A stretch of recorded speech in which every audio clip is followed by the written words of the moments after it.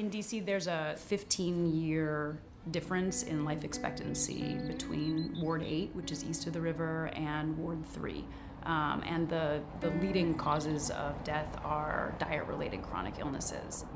I spend a lot of time getting to food because I don't just shop in Ward 8 because we only have one store. So in order, I see a sale, I'm over here, I'm over there. That's time consuming. And you have to shop strategically because the car fare is so high, especially for people that are not seniors and don't have a senior card, $2 a whop or even more on Metro. So you have to, this is sustaining your whole life is food.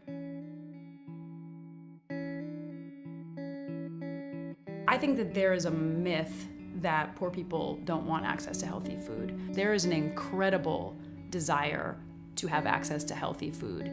And I think that is a convenient myth that gets perpetuated across the country, which allows people not to focus on the kinds of really structural racism that's been in place and the structural inequalities in access to healthy food.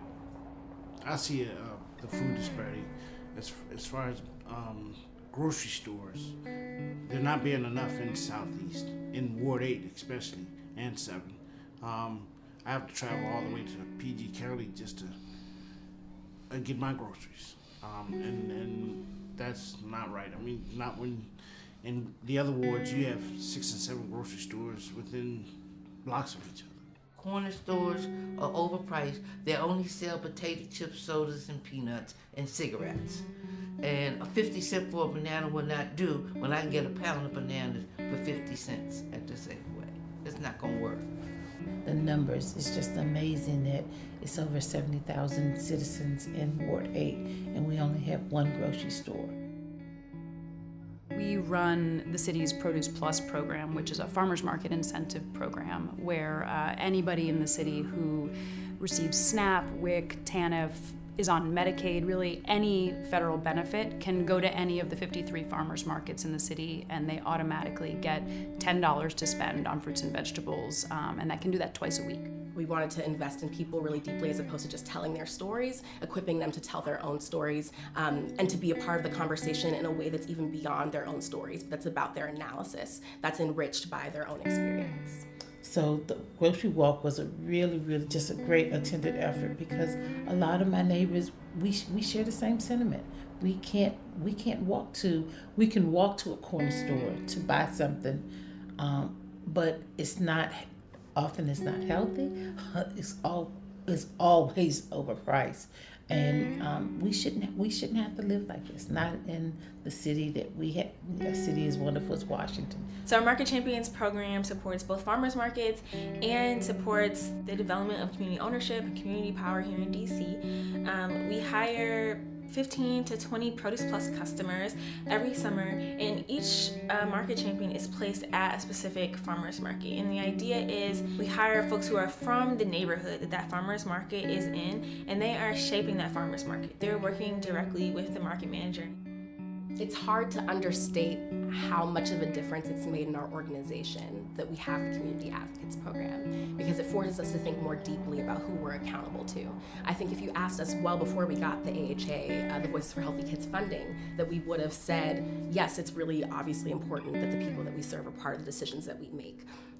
But we were doing that in the way that lots of folks do it, in the way of sort of doing a focus group here or there about a particular program, or talking to individuals here or there.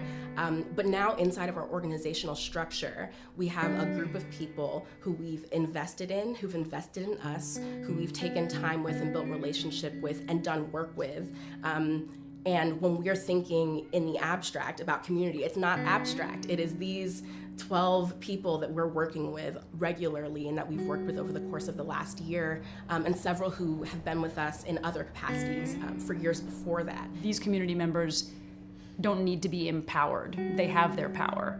What we feel our role is to build pathways, to build inroads, so that these community members' power can be seen, can be heard, and can be moving.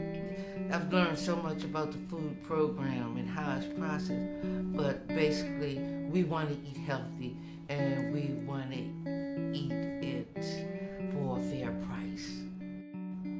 Anyone can be an advocate. we have to continue to work together collectively to bring about the change that we want. We have quite a few corner markets.